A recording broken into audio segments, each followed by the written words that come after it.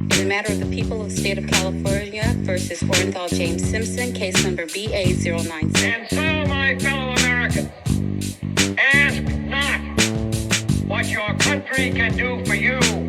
Ask what you can do And we're for back. your country. Woo! Welcome back, Taylor. Welcome back, Farz. Thank you. Very, very nice cut from one scene to the next. Very official. So I'm also going to talk. So last week. Oh wait, sorry. We're doomed to fail. That's what this podcast is. I'm Farz, joined by Taylor, and I'm going to cover. I don't even know what I'm covering today. It's not true crime. It's almost history, but not really. Great. Bad things happen, but the start of it is great. So premise-wise, I have no idea where we're headed at this point. So I love it. We'll just roll with it. I don't So I mentioned this in the episode released on Monday that I have been so down this whole Uruguayan rugby team story, Alive, and now Society of the Snow on Netflix. Again, if you haven't seen that on Netflix, it just came out. They're already talking about this going to be like an Oscar movie. And like, to be frank, I hate award shows and like the whole concept of them, and anything that they say is an Oscar movie I never watched. So I actually watched it before I heard there was going to be an Oscar movie, and I'm glad I did because it's actually really, really good. I'm like, you ever saw Benjamin Button? They said that was supposed to be the best movie of Benjamin the year. Button was, I was like, terrible. I was like, what in the fuck? I think Benjamin Button hated it. It was like probably like the fourth movie or something I watched where it was just based on critic recommendation. I was like, stop listening to these people. Like, their movie suggestions are awful.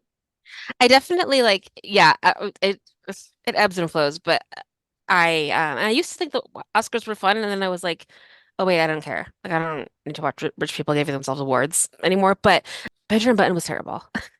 Or like what didn't Hurt Locker win once? And I watched that one off the recommendation. Was like, so like it's literally just like every war movie ever. Like I didn't even see it. Guy has PTSD, and it wasn't even a true. It wasn't even about like a real person. It was just a movie about a bomb detonation team in Iraq during the war. And it's like, okay, like it's literally just every movie that's ever been about wars. So anyways, so this movie is not like that. This movie's actually really great, and it's actually filmed like unlike the Alive version of this, where wait, is it a documentary or is it a show? No, it's a movie. Okay. Yeah, it's a film. But it's actually it's filmed with like Uruguayans, and is it in Spanish? It's in Spanish, but it's dubbed. Yeah, it's dubbed. So it actually took me like way too long to realize that it was dubbed. I was like, oh, the audio track is off again or something, and I was like, oh wait, no, this is all in Spanish. So they do a really good job of that. Unlike in Alive, where it's Ethan Hawke and it's like blonde hair, blue-eyed. Yeah. You know what I mean? Like it was just that. You could have tried a little bit to match reality a little closer. Fantastic it was the movie. 90s. Absolutely loved it. I know. We all love Ethan Hawke. We still do. We have no issues with him whatsoever. Yeah. So it sort of made me think a lot about like survival stuff. It led me down this road of like survival situations, which is nothing about what my story has to do, but just letting you know, like that's my frame of mind was, and just like tragedies and survival situations and stuff like that. So I was like, fair. That's what mine was about. I think that's we have a theme-ish. Theme-ish. But I also caught a commercial for the Adam Driver movie that came out. It's called Ferrari. It's about the life of Enzo Ferrari. Did you? Okay. So all of that kind of was like, oh, like survival situations, mountaintops, Ferraris, cars. And I was like, oh, okay, I know what I want to cover. So I'm going to cover a hugely popular sports figure throughout like the 90s and 2000s. Okay. Who met a very, very tragic fate in 2013. Do you have any idea where I'm going with this? In 2013? Is it like a race car? Is it a race car driver? Is that what you're saying? Yes. Is it Dale Earnhardt? That's the only one I know. It's not Dale Earnhardt. That's a really good guess, though, actually, because I think did he die? Yeah, Dale Earnhardt did die, number 8. Is it Dale Earnhardt Jr.? It's not. Okay. No, I'm sorry.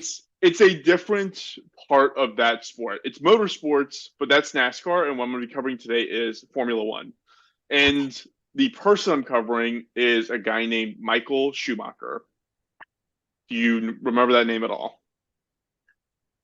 I do not.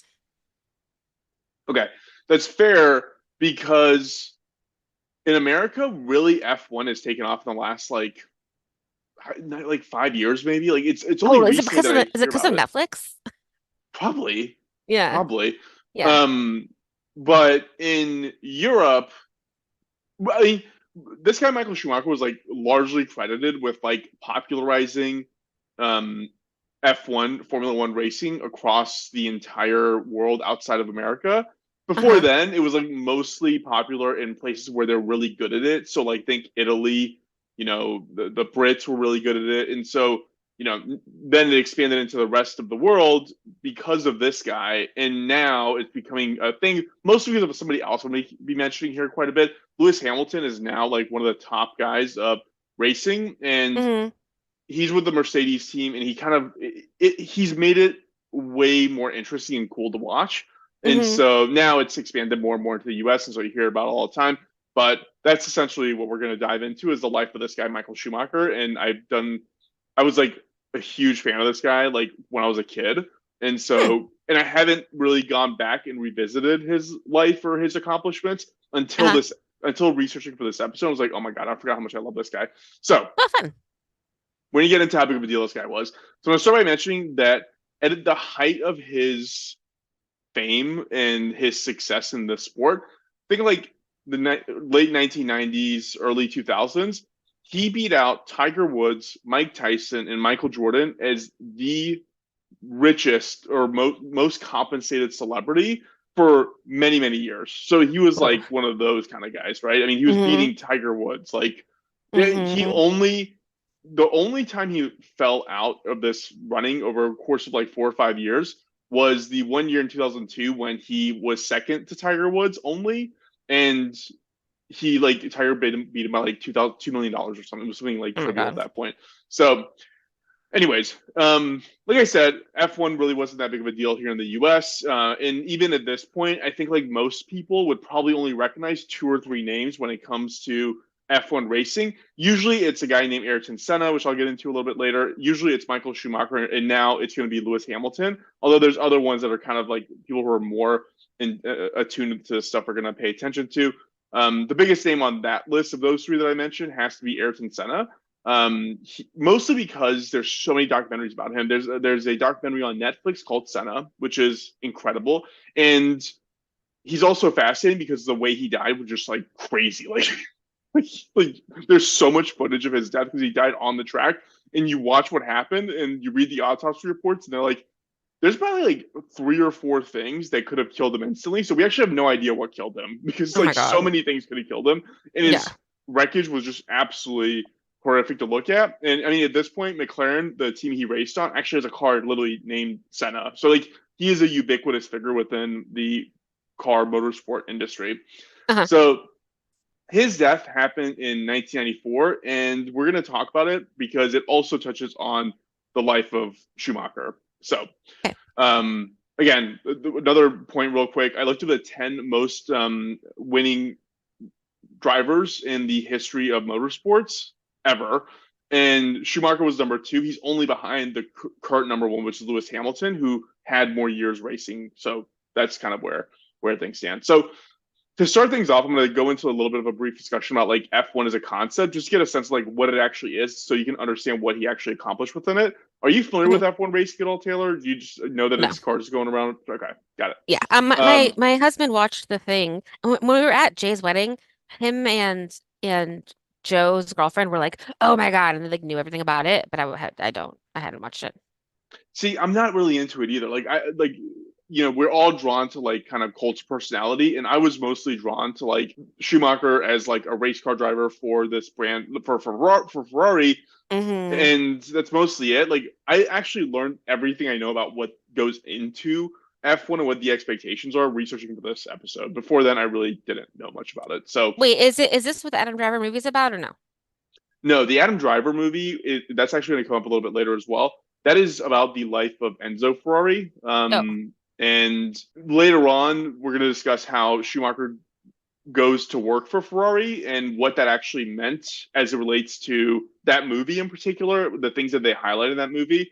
But we'll Hmm. get into that. Got it. So Formula One racing is essentially the highest level of racing in the entire world. As of 2023, there are 10 active F1 teams in the world.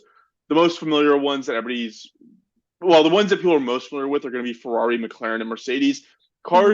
Companies coming in and out of being part of Formula One like sporadically. So Honda will have a team 1 year, then drop out. Jaguar will have a team, then drop out. Aston will have a team and then drop out, so on and so forth. So it's a revolving door, but these three are fairly dominant as of now. And Ferrari's been a part of it since its inception. It's the longest running team that's been a part of the Formula One circuit. Go ahead, sorry. No, no. The craziest thing I've ever heard of my whole entire life was being on British Airways and hearing a commercial for Hyundai, the car, and the way they pronounced it was like Hyundai. And it was like just unbelievable That in my is ear. one team that is not in F1 racing, Got it. predictably. So there are 20 F1 racetracks or circuits in the world, and one thing that was My kind mom of went to the opening day in Las Vegas one. did she actually attend it? Yeah, she went to like the big party because my mom works at a hotel in Vegas and she gets a bunch of perks and she went and she got to stay in, got to be in like a nice box and watch John Legend and all that. Isn't that cool? Yeah, so that's really so I actually looked this up. Like those tickets are so expensive. F1 Mm-hmm. tickets are crazy expensive.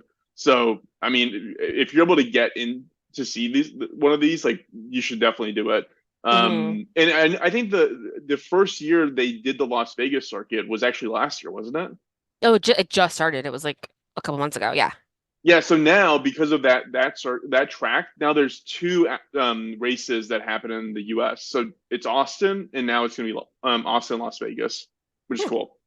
that's cool. So one thing I didn't know, and if somebody knows more about this, please write to us and tell me more. But apparently, there's no fixed number of races in a year, so it always ranges somewhere between 11 to 23 depending. I don't actually know what it depends on. I couldn't figure out what it depends on, but it's kind of a variable thing. So you don't know if you're a driver, if you're going to be working for, I guess it's, if it's 23, then that means that you'll be working for, I guess, 69. You'll be racing on roughly 69 days out of the year. Mm-hmm. We'll go into like the details of that here in a minute, but it's weird. It's like the workload seems pretty highly variable. Mm-hmm. The way that a typical race is conducted is that Friday is when teams show up and they run practice rounds. So basically, these are rounds they run to familiarize themselves with the track. They use that time to kind of dial in the car and do all that stuff. If they anticipate rain, they can do stuff to the car to kind of make it better in the rain. They'll also do a practice session early on Saturday mornings, and then they start performing what's called the qualifying rounds. So this is a really big deal. So when you look at like the stats of the top race car drivers in the entire world, in addition to how many wins they've had, how many championships and all that stuff, they also list how many qualifying rounds they've had or how many what's called pole positions they've had. And you get a Mm-hmm. pole position through qualifying. So essentially what that means is that you get a 1 or 2 time shot in running as fast as you can around the lap, like on your own. And Got it. whoever is at the top of that, whoever's the fastest is closest to the front. It's just a way for them to seed, basically. So when you start out, you really want to be at the front, obviously, Right. and It's in the then race. because you're there to race, Right, right. exactly. Cool, cool, And then cool. if you get pole position, or if you get to the very front, it's called taking pole position, and that's the ranking they use to determine how good of a race car driver somebody is. So Sunday is when races actually begin. And the rules are that however many laps it takes to go about 305 kilometers or 189 miles, that's the maximum number of laps you need to do to win the race. So, for What? example, I'll explain it. So, Okay. let's say that doing 80 laps around a track totals 306 kilometers, then whoever is the first to 80 laps wins. Make What? sense? No, wait. But but but it's a race. Isn't that just how races work? Well, yeah, but the idea is like, how do you know when to stop racing? That's the Oh, there's idea. there's no like Yeah, yeah. There's finish no line. like, no, there's no, because you're just doing circles, right? And so Yeah. you don't. It is all deterministic of the track that you're on because all the tracks are different. Oh, okay, okay, okay. So you can't be like why are they all different? So, Well, I actually don't know why they're all different. Well, they all look different for sure, right? Like there's some. I mean, think about it this way. So like Monaco's track is in the streets of Monaco, right? I think Las Mm-hmm. Vegas track is the streets of Las Vegas. Like it's not No, going to look the same as yeah, like Coda. that makes sense. So there's a point system associated with this. So basically, depending on how high you are or how close to the front you are in finishing, you get awarded points. So 25 points goes to the driver and to the team who is first. Then it drops like dramatically. Like it goes from 25. I think the next one is 15, and then it keeps going further down. Then you Hmm. have like additional points you get for lap times and all that stuff. The idea is you're just trying to get as many points total out per race. So at the very end, when the season ends, they look at who had the highest number of points across all these different races, 11 to 23, and they award you a prize. Essentially, you're awarded the championship. But so you also want to be in a bunch all the races. You got to be in all the races. Do you have to be in all of them? You need to be in all. I mean, you want to be in all of them because because imagine this. Imagine you are the best racer and you're winning and you're number one for 8 of 11 races. You don't know if in the next like race or two somebody's going to drive into you and send your car flying. Like you don't know. Like 1,000 things can go wrong, and so Hmm. you want to be in every race you can be. There are teams that have joined mid-season, but that's just like a let's just warm the team up. Let's warm Right. up everybody. Let's make sure we get our car dialed in for the next season, so on and so forth.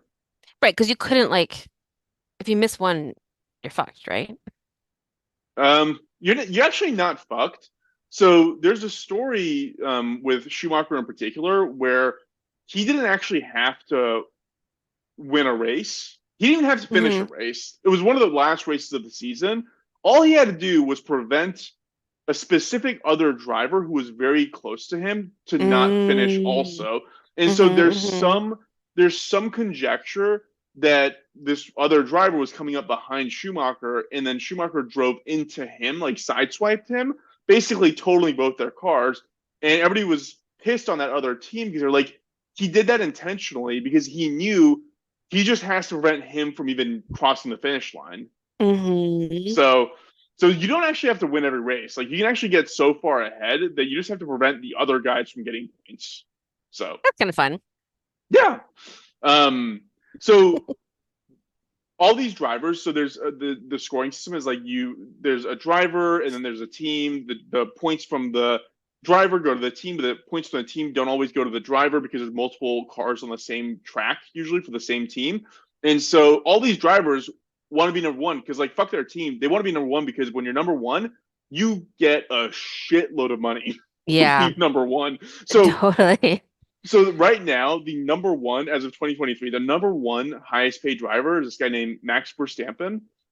He is paid $55 million per year. The lowest guy, who is a professional race, like a guy who's driving a car that's probably worth more than $1 billion. His name is Logan Sargent, and he is paid $1 million. So that is kind of the differential there. Hmm. Hmm. That guy, by the way, he's 23 years old, so you can't really knock him, but still, 55 to 1 million. That's a huge Yeah, difference. yeah. So the cost of doing this, so each team usually spends somewhere between 200 million to $500 million a year in doing this. Ferrari and Mercedes are obviously the ones that are in the higher bracket, they're in the $500 million range. And really, the reasoning for it is twofold. One is it's good marketing because your name is plastered everywhere all the time. And if your driver's good, you get even more famous because then they're promoted elsewhere as well. So Right. you want that it all kind of works together.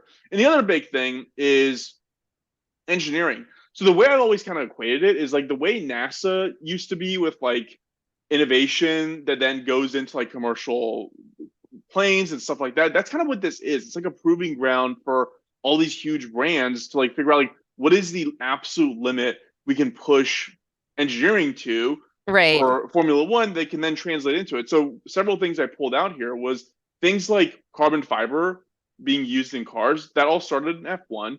Same with active Hmm. suspension, paddle shifting, buttons on the steering wheel, like all I this mean, stuff. what a That job to be like, you know what? We're just gonna test this. It might kill you. I know, I know. I mean, I don't know, Taylor. For the money, for 55 million, it's I was going through what was I on? I was just looking at Ferrari's. It's called Scuderia Ferrari is like the name of their stable, their racing team, and it's a separate website from their commercial website, their consumer website. But I was on there, and on the front page was like rest in peace, and it was like a picture of this like kid, and I was Hmm. like, and he was just like some kid, like an 18-year-old who was like in one of their driver programs. Like basically they put these kids in these programs, like level them up step by step to eventually become F1 racers. And yeah, he just Uh-huh. had a crash and just flipped the car and just fucking like just crazy. Right. Unbelievable. Yeah. So I'm gonna talk a little bit about like who again, all this is kind of shaped like understanding like, who this guy actually was. So like understanding like what you're capable of. So I look at golfers, for example, and in my mind, I'm like, that's not an athlete. If John Daly can do it, it's not athletic, right? Like I if feel he like you've can said do this it before. Yeah. while smoking cigarettes, it's probably not athletic. And like I stupidly also, I mean, look, I'm probably stupid about that anyways, about golfers. I'm sure it is incredibly athletic. It I is think they like, work really hard. Yeah. yeah, exactly. So don't come at me. I'm acknowledging that I'm ignorant. But I was also very ignorant about this too. Yeah. So I just assume like you're driving a car, big deal, right? Like Yeah. how big of a deal could it be? And then I started like going deeper into like what kind of cars these were. It's like kind of insane what happened. So for example, as a regulation, an F1 car at the absolute maximum has to be able to go from 0 to 99 miles per hour back to 0 in less than 5 seconds. It can't be five, it has to be less than 5 seconds. Oh my God. So what that essentially means is these guys are usually subject between 2 and 7 Gs on their bodies between acceleration and braking. And Wow. then you layer on lateral turns. You're basically doing crazy hairpin turns at around 180 miles per hour. And you can see why it takes a little bit of a unique individual. Like there's athleticism and then there's like you're built different. I'm And just these thinking about guys are like, built different. yeah. I'm thinking about how like I can't like play Ring Around the Rosie with my children because I get really nauseous. Yeah. Yeah. Like You know?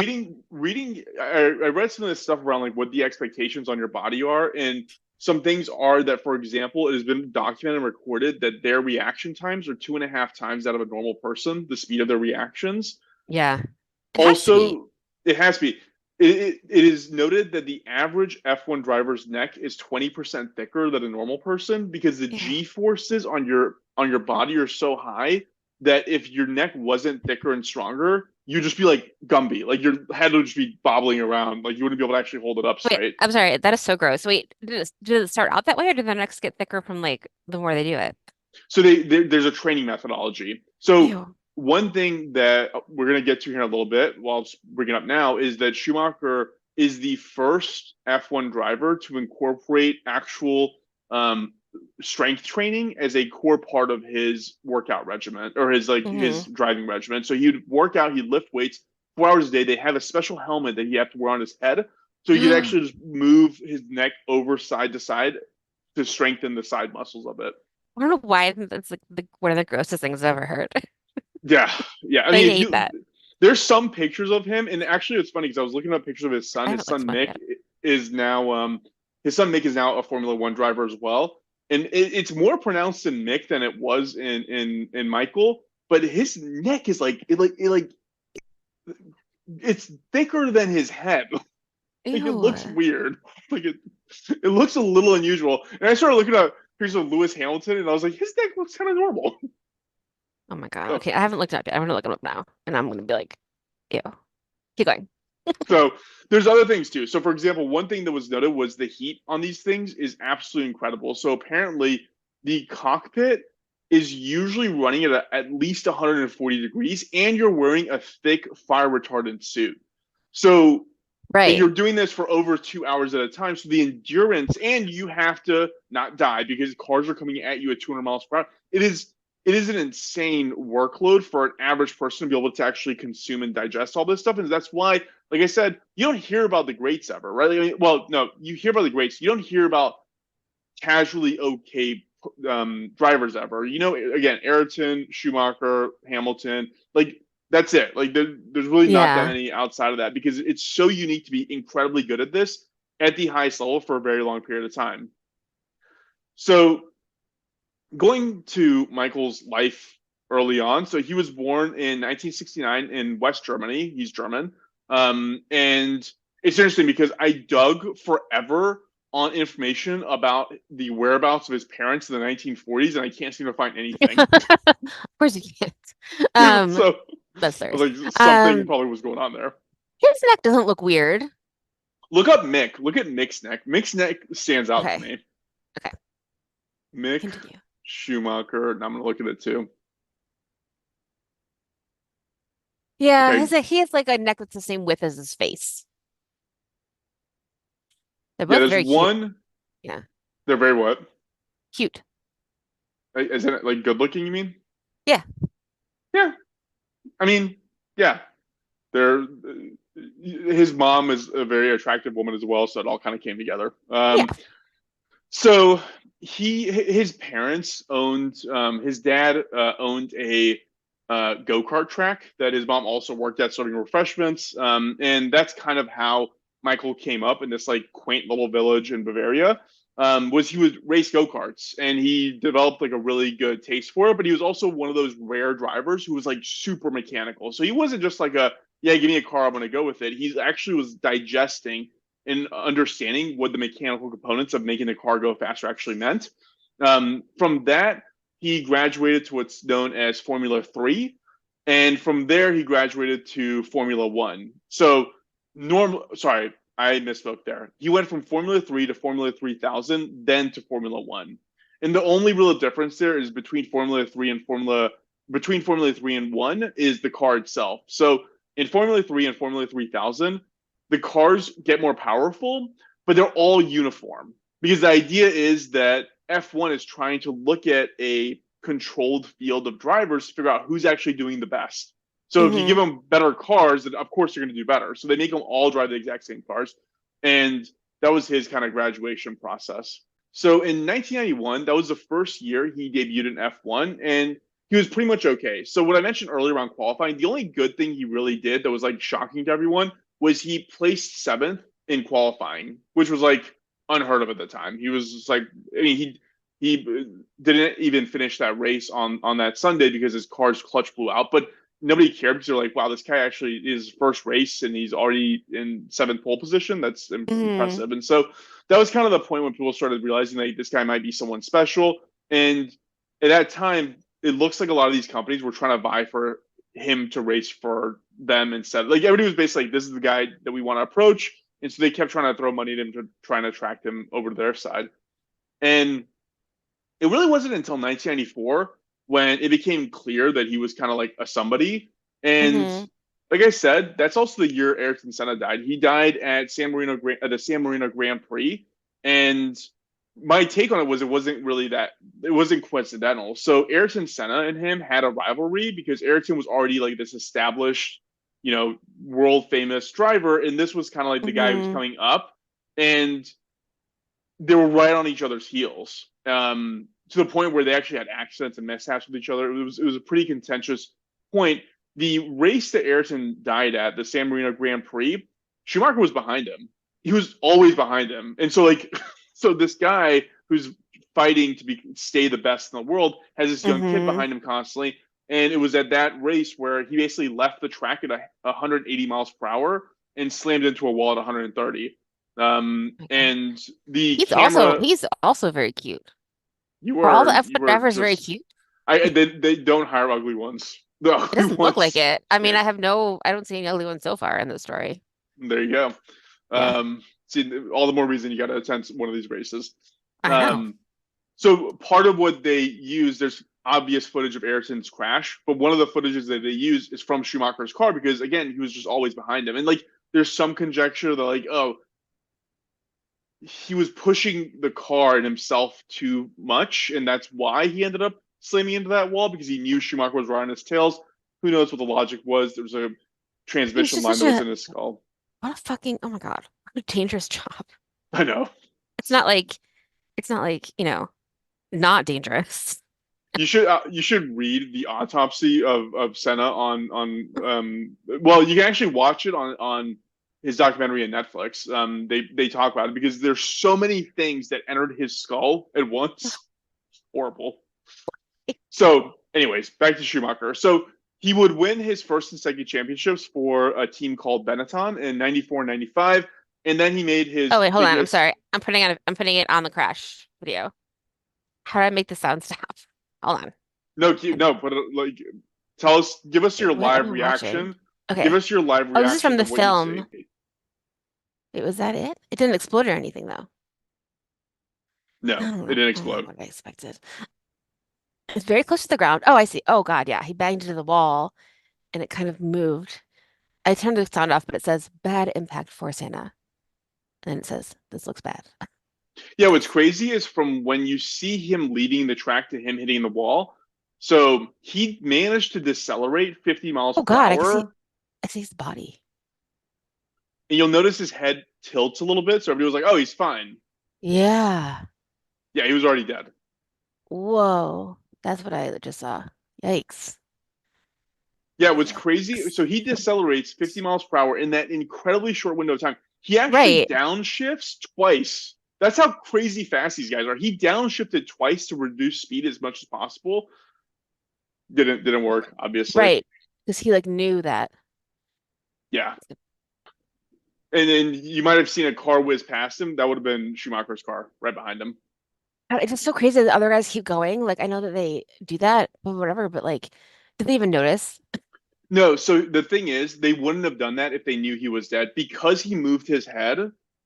They put this wall of this shield up and Yeah. they airlifted him out of there. And uh, Schumacher in interviews later would say, "I didn't know he was dead. No, nobody told us he was dead. They told us he was in a coma or something. We didn't. We Yeah. just you know." So they would have stopped the race though if they knew that. Mm.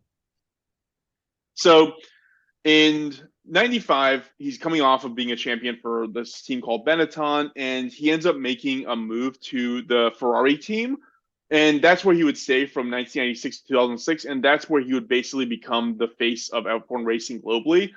Like I mentioned before, there's a movie now with Adam Driver about Enzo Ferrari. One thing to note is, and this is common knowledge, but like Enzo Ferrari didn't give a shit about selling cars to rich people. Like that was not his goal. His only goal was to build fast cars to race them. Like he just Hmm. wanted a racing team.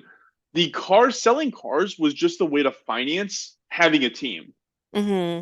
Like later on, there's all these reports about how much disdain he had for people who drove his cars because he was just like they're status symbols. Like, no, like none of these people are going to tracks. None of these people are using his cars the way they're supposed to be used.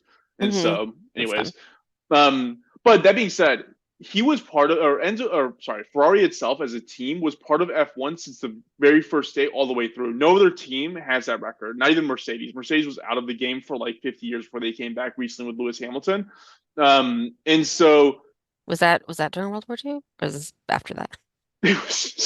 it was after. So in Got it. 1955 was the last year Mercedes was a part of F1, and then they came back. I think it was 2010, 9, something Got like it. that. Which actually Schumacher was a part of as well, which we're going to talk about. But the point was that this was incredibly important to the DNA of Ferrari, and they fucking sucked at it. So they were great for a number of years, and then they basically fell into complete obscurity in the 1980s and 1990s. Like nobody wanted to race for Ferrari. Their cars were a laughing stock amongst drivers. Like it was a joke. Feel like that was like the peak Ferrari poster time. That For maybe the they just for the consumer cars Scholastic it Book was. Fair. Yeah. Yeah, for the cars it was. Like I remember the F40, the F50, the Enzo, like they were all amazing cars, but those were all consumer cars. Their race cars, their formula cars were an absolute joke. And the reason they were a joke was because they over-engineered the shit out of their V12 engines that were big, bulky, and heavy. And all these companies have figured out how to get the same amount of power out of a lighter, smaller engine, the V10 or V8. And they were Hmm. still chugging along with these big, heavy engines. Um, so they managed to bring Schumacher over from Benetton to Ferrari, which was a huge deal for them. And it was a huge deal for him because, by all accounts, he was basically able to get in the weeds the way he was when he was doing go kart racing and talk to the engineers and be in the garage with them and say, this part of the car sucks, this part needs tweaking. Like he was able to get hands on. Like he was incredibly resourceful when it came to just like identifying where the car needed to be tweaked and augmented. Hmm. So, in around So from start to finish, his racing career, he was active from 1991 to 2006, so about 15 years. He makes a comeback briefly for the 2010 and 2012 season.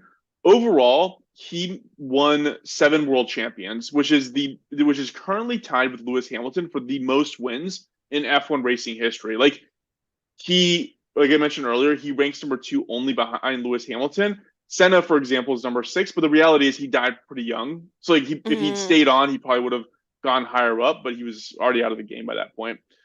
So he makes a brief return because in 2010, Mercedes decides that they want to come back for the first time since 1955 to F1 racing.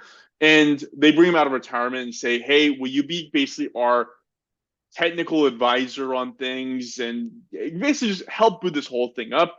And he decided during Hmm. that time that he also wanted to keep driving. So he comes out of retirement after 4 years and starts driving for Mercedes Benz again. And he basically last 2 seasons, he realizes that he's done. I was listening to other race car drivers talk about this, and they were like, yeah, like when you were before when I'd be driving, I could see a gap and like find a way to get my car through the gap in like a turnaround. And Hmm. the older I got, the gap just disappeared. I just couldn't see it anymore. And I was like, okay, that's the Oh, time. wow. That's Yeah, when you got to hang it totally. up. And that's kind of what he ended up doing. And it was with him hanging up his racing helmet in 2010, or sorry, 2012.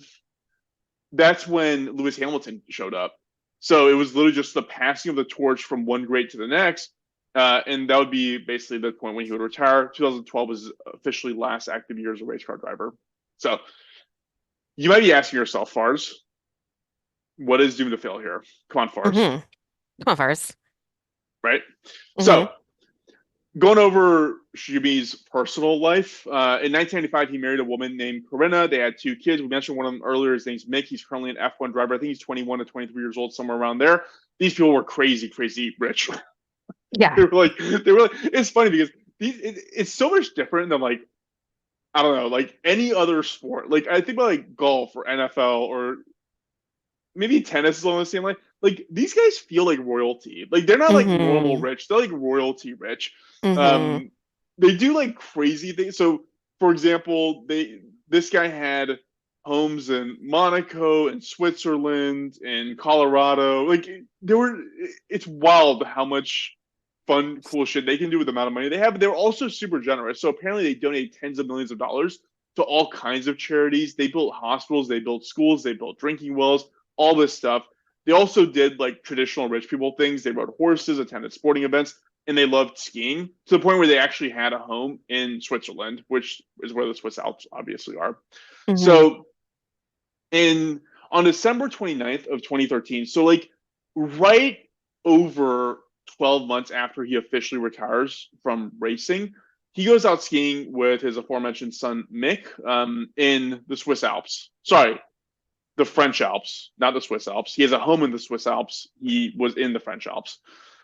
So they were in the French Alps and they go off piste, which is the non-ski sanctioned area. And by all accounts, from what we gathered from news reports at around this time, this was like sub-ideal skiing time. Like even if you stayed on piste, you'd have a hard time finding really great fresh snow to snow on. It was just not the time Hmm. of the year to find that, and especially not off piste. So he was out in this area with his son, and the details around what actually happened are a little bit murky because he's kind of his family's kind of mercurial anyways. All we know is he's wearing a helmet, but he somehow fell and hit his head on a rock. Oh my That's it. God. People come in, first responders come in to figure out what's going on with him. And by all accounts, he's talking to them, he's lucid, all that good stuff. And what they do is they take him to this local regional hospital to figure out what's going on with him. They know he needs help, but he's not in that bad of a condition. But over the course of just taking him there, he just starts going downhill super, super quick. His cognitive function becomes very clearly impaired. And they realize, oh Ugh. shit, we don't have the facilities to treat this guy. We need to get him to this other hospital that's much larger that requires a helicopter flight, which they should have done at the very beginning. It might have changed everything I'm about to say going forward if they had done that. So they airlift him to another larger hospital, and that's when they realize things are pretty bad. So what they do is they put him into a medically induced coma. They performed two surgeries on him. They removed they removed blood clots from his brain, and then they force induce him into a coma. And he's in that coma for about 6 months. So, Oh my ele- God. yeah. So roughly 11 months after the accident is when details kind of start emerging about his condition. So after 6 months, they start kind of reducing the drugs they put him on to bring him slowly out of a coma. It took him a while after the medically induced coma for him to come out of his own naturally induced coma. And at that time, it became clear that he was completely paralyzed and that he was unable to speak, unable to communicate. Wow. So, um, regardless, like it sounded like he was slowly gathering a little bit more and more functionality here and there. But in Hmm. the years since then, some things have kind of trickled out in terms of what's going on. So his philosophy on his personal life was always that everything family should remain private. So his kids were never in the media. His wife was only in the media to the extent that she literally went to every race with him, but they would never do Hmm. interviews. It was just like a very private, mercurial family, and that's how they kind of wanted to keep things. If you look at the pictures of their house, there's one picture where it looks like they actually built like this Batman lair, this underground tunnel, so that people wouldn't even have to get out of their cars to go inside the house. It was pretty cool Hmm. looking. Cool. But because of that, his family's been really secretive about his condition. And so, really, what we know comes out in trickles. He's still alive. So, 10 years on after this accident, he's still here. But I'm going to go into some conversations that I read about his friends and family have reported out. So, basically, um, in 2022, his wife Corinna accepted a award on his behalf from his hometown, and what she talks about is how much her and her kids and his parents miss Michael. They're like, we miss him. He's here with us. We miss him every day, Ugh, but he's still here. Not in the that's same terrible. way. And she'll like say certain things like that. There was another story where the former head of the Ferrari racing team, who was really close to him, went to his house, and in 2019 they watched an F1 race. And again, his statement was, "I don't want to say anything that Corinna wouldn't want me to say about his condition. I'll just tell you that we couldn't communicate with each other, but he was conscious, like he was aware, but we couldn't talk to each other. There was no communication. There was no movement." Ugh. Um, so I went into a little bit of a technical. Finding details is so hard. The last picture I could see of Schumacher, so it wasn't even of him. It was his wife ended up buying this giant palace in like Majorca, and Hmm. he was airlifted there via private helicopter, and they took a picture of the helicopter. Like that's it. Like that's all. Like all we get of this guy at this point is he's like random little tidbits that come out every now and then, like when Corinna was speaking of that award ceremony. So what I found was there's this association of neurosurgeons, and I assume it's a reputable organization. It's neurosurgeons, Hmm. and so Hmm. what they talked about was these two operations to remove blood clots from the brain, and the fact that they had to induce him into a they had to put him into a medically induced coma. Talking about kind of the reasons for this and what the outcomes of this actually are. So this is basically a traumatic brain injury, is what you generically call an issue like this. And apparently, their Hmm. take on it was that pressure within the brain was probably the biggest thing that causes problems. So what they were saying was, for the most part, they probably had to cut part of his skull out as he was in this medically induced coma to reduce swelling in the brain. Oh my And God. basically, the variables in terms of recovering from something like this are 0 to 100%. So, yeah. So, what they noted, they cited several cases of situations that had the details this had, which was surgery to remove brain clots, 6 months worth of Uh-huh. coma, removing skull to remove pressure. Those are the details we know. And there have been cases of specifically children recovering from this. Hmm. And what they say is that recovery is almost entirely based on what's called brain plasticity, which is the brain's ability to kind of adapt to the environment that it has to operate in. And Hmm. that plasticity reduces based on age. So if you're young, depending on how bad the brain injury is, you can recover 100%. If you're older, you might not recover at all. That's basically the variables that we're looking at.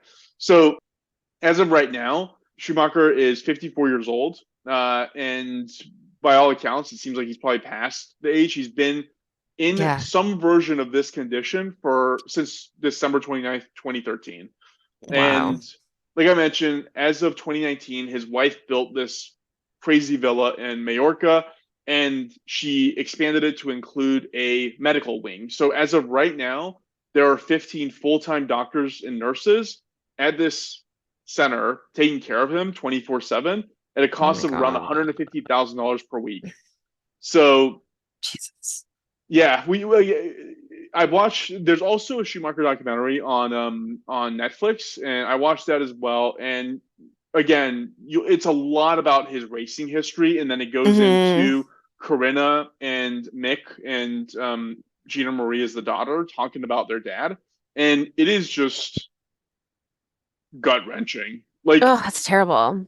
Think about like the coolest, most active, most outgoing. Like he was just like I can't think of a more opposite to like just sitting in your chair because what they were saying was during the years that he retired, like Hmm. whatever extent he actually fully retired, they were talking about how he would just go bungee jumping and horseback riding, and he was constantly doing shit. And Right. like one story Quinna would say was how they were at their French house or something, or their Swiss house, and he was like, "Let's just grab the plane and go to Dubai to go um, uh, jump out of airplanes." He was like, he wouldn't do it once; he would do 24 times in a row. Like he's just the most active guy, always seeking that kind of thrill. And to think of him Hmm. just sitting in this like giant palace, like in a chair, like it sounds like a nightmare. It's a So nightmare. It reminds me, yeah, it kind of reminds me of Christopher Reeves, how it's like he was like this like big strong man and then he was paralyzed after an yeah. accident, you know? Wow, yeah, Um, I didn't actually make that analogy, but yeah, the only reason I would have made that analogy, and the only reason why I think it might have been even a little bit different is because Christopher Reeves was able to like still sort of get around and do things. It right. sounds like It he's sounds like like yeah, it it sounds sounds like there's almost nothing happened. vegetative, Yeah. Yeah. which is like crazy to think about. You're just like a human in this shell, but Yeah. um, I mean, so this morning there was ice on the sidewalk, and I was like, the kids were putting their feet on it, and I was like, do not fall on that ice. I was like, if you fall on ice, like, that's the worst thing that could happen. And it's crazy how quick that can happen. and like again, we're pretty much at the whim of at this point Corinna to talk about it. It's interesting because I went and added Mick Schumacher on Insta, and I was just curious, I was like, what's he like? Like, what's his life like? And um, hold on, let me find this one. So yeah, there's this one picture of him with his girlfriend. It's in black and white, and people are just asking about his dad. They're like, Yeah. what's going on, Mick? Like we want to know like what's the latest, and like their family's so closely guarded about this stuff. As of this last Christmas, Corinna posted a picture of the family minus Michael in front of the Christmas Hmm. tree. They literally don't want anybody to even see him, and so Yeah. I mean, it that's kind sounds of the like state. it's just terrible. It sounds really bad, but that's the thing. If Hmm. you don't know, your imagination goes all the way to the worst case scenario, right? And Yeah. so, but I mean, $150,000 a week on medical care, like it's got to be No, pretty it fucking sounds like bad. it is the worst case scenario. Yeah. No, Yeah, it sounds like, I mean, if he were poor, he'd be dead, yeah, you know? yeah, absolutely, Like absolutely. one of those things, and that's crazy. Oh, that's so crazy that he like has this ridiculously crazy job and then like doing something pretty normal gets him that, you know? Yeah, skiing's bad. Like, don't go Don't go skiing, guys. skiing. Didn't 100%. didn't Sonny Bono die from a ski Yes, accident? absolutely. I remember that one, remember like when we were talking about the Kennedys, how they would play ski football like idiots, and of course one of them died doing that. Yeah, Like, just don't ski. don't do It's not that. worth it. No, not at all. Like, you're not gonna be in the Olympics. Let's not. Yeah. My brother Kincaid, he fell snowboarding, had to go to the hospital, and like if he wasn't wearing a helmet, he would have been dead probably. Yeah, my cousin broke her leg like 2 years ago skiing. Oh my God. And then we also know a girl who, this is disgusting. She fell off of a like a cliff and broke both of her ankles at the boot. They like What do you mean at the cracked. boot? Like where the top of the boot was, is where her Oh feet like my cracked. God. Awful. God, that is so. Oh, Oh, it makes just me want to stay throw at up. home. Just Yeah. stay at home. None of this is worth it. None of it is Um, worth it. Oh my God. so yeah, that's my story. I was just the whole correlation of Society in the Snow and Alive and the Uruguayans was just like the mountain thing because like there's pictures of him skiing and it's like the most Hmm. beautiful like scenery in the world and I just it was that just came to mind. I was like, oh yeah, what happened to Michael Schumacher? Like the thing is, I was it was like a big deal to me in 2013 when it happened, and I just forgot about Hmm. it. I was like, wow, just in Yeah. and out, and I was like, what happened to him? And I started digging into it. I was like, dude, like we literally don't know anything. Like as much info we knew in 2013, we know now, except for this 1A, this Neurosurgery Association document that's like, here's what the best guess is as to his current condition based on the limited details we have. So Yeah. nothing else Yeah, it changed. just sounds like they don't want anybody to know, which makes sense. You just want to be Yeah, like, let's just, I don't know. But it sounds like a terrible way to live also. I know, I know. Well, that was But awful. yeah, there you go. That's my story. Well, thank you. That was interesting. Maybe I'll watch some F1. I mean, I am for sure watching. I'm rewatching the Senna documentary tonight. That's all. That's the one on Netflix. I already watched the Schumacher one, but the Senna one was incredible. It was like, man, like we're so American centric, and we're like, you know, Michael Jordan, but it's like, dude, Hmm. this guy was like Michael Jordan for like the entire other part of the world. I know. That's so funny that like we don't know that. I saw like a funny meme that was like Harry Potter is basically my age in the books. Like he like Malfoy and I have the same birthday. He's a year older than me, if you look at his birthday. But I saw a meme that was like, "There's no way that." I saw that Harry Potter took place in the 90s because at no point does someone stop and say, "Man, the Chicago Bulls are having a great run, aren't they?" Where? Wait, where did you hear that? It was like a meme on Instagram. Okay, yeah. Then I It was saw something that meme stupid. too. But yeah, but we're thinking like basketball and the rest of the world is like we're playing soccer and like it's a lot bigger. Yeah, yeah. Well, we live in two different parallel universes. Yeah.